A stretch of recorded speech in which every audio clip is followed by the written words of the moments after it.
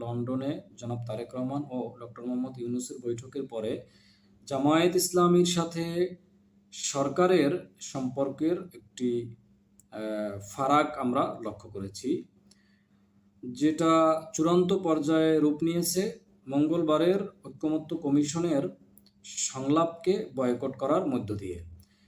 সবশেষ ডক্টর মোহাম্মদ ইউনূস জামায়াতের supreme leader জনাব ডাক্তার শফিকুর রহমানকে ফোন করে সমস্যা সমাধানের আশ্বাস দিয়ে তাদেরকে ঐকমত্য কমিশনের সংলাপে বুধবারে আনতে বাধ্য হয়েছে। এখন ওই লন্ডনের সংলাপে যে সিদ্ধান্ত হয়েছে ফেব্রুয়ারিতে নির্বাচন নিয়ে আসার পুনর্বিবেচনার, সেইটির ব্যাপারে কি সমস্যার সমাধান হবে, নাকি তাদেরকে এই যে যৌথ বিবৃতি নিয়ে তারা যে প্রশ্ন তুলেছেন সেইটির ব্যাপারে ইন্টারনালি সমস্যার সমাধান হবে, কিভাবে হবে সেটা বোঝার জন্য আমাদের আরও কয়েকদিন অপেক্ষা করতে হবে। আমি মূলত যে বিষয়টি নিয়ে আজকে কথা বলতে চাই সেটি হচ্ছে সম্পর্ক দিন দিন জামায়াতের সাথে তার মিত্রদের সাথে কেন খারাপ হচ্ছে।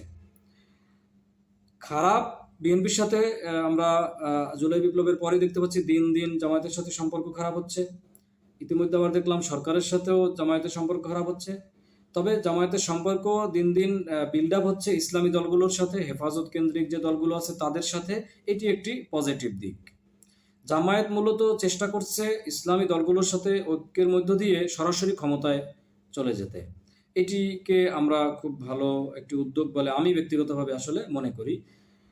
আর যেভাবে সম্পর্কের খারাপ হচ্ছে সেইটা যদি কন্টিনিউ হয়, আর যাদের সাথে সম্পর্ক খারাপ হচ্ছে তারা যদি খুব বেশি শক্তিশালী হয়ে যায়, তাহলে জামায়াত কি করবে? কারণ জামাত ইতিমধ্যে দীর্ঘ 17 বছর যেভাবে তার দলীয় কার্যক্রমকে ছোটভাবে রাজপথে দেখায়া সে অভ্যন্তরীণ তার যে মানোন্নয়ন ভিত্তিক, তার যে ক্যাডার ভিত্তিক রাজনীতিকে এস্টাবলিশ করছে, সেইটা আর ভবিষ্যতে পারবে কিনা। কারণ তার যত ধরনের জনশক্তি আছে, যত শ্রেণীর জনশক্তি আছে, তাদের সকলকে ইতিমধ্যেই মাঠে নিয়ে আসা হয়েছে, তাদের সকলকে ইতিমধ্যে পরিচয় করিয়ে দেওয়া হয়েছে।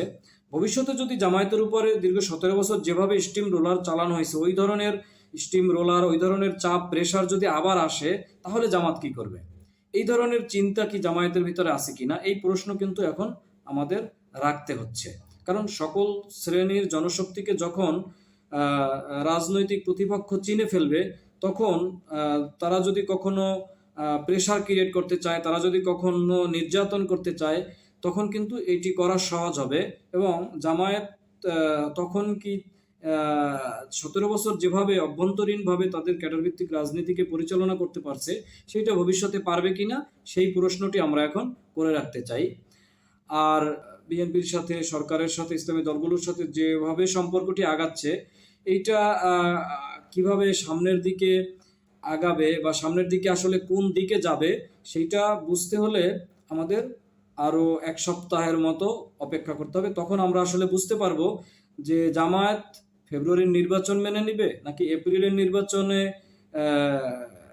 স্ট্রিক্ট থাকার জন্য সরকারকে প্রেশার করবে, নাকি আরও নির্বাচন পিছিয়ে দেওয়ার জন্য তারা সরকারকে প্রেশার করবে, নাকি জাতীয় সরকারের জন্য সরকারকে প্রেশার করবে বা তারা কর্মসূচি দিবে।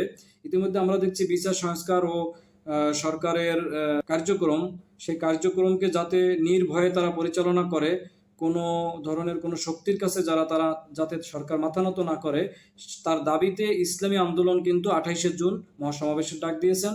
এই ধরনের কর্মসূচি যদি এনসিপি, জামায়াত ইসলামী তারাও দিয়ে থাকে, তাহলে কিন্তু সরকার যে প্রতিশ্রুতি দেওয়ার কথা বলেছেন ফেব্রুয়ারিতে নির্বাচন, সেই জায়গা থেকে হয়তোবা সরকার ফিরে আসতে পারে।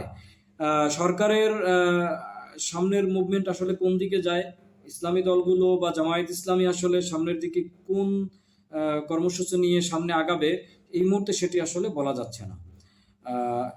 এইটি বোঝার জন্য আমাদের আর কয়েকদিন হয়তো অপেক্ষা করতে হবে। প্রিয় দর্শক, আপনারা আমাদের কমেন্টে আপনাদের মতামত লিখবেন। আজ এ পর্যন্তই।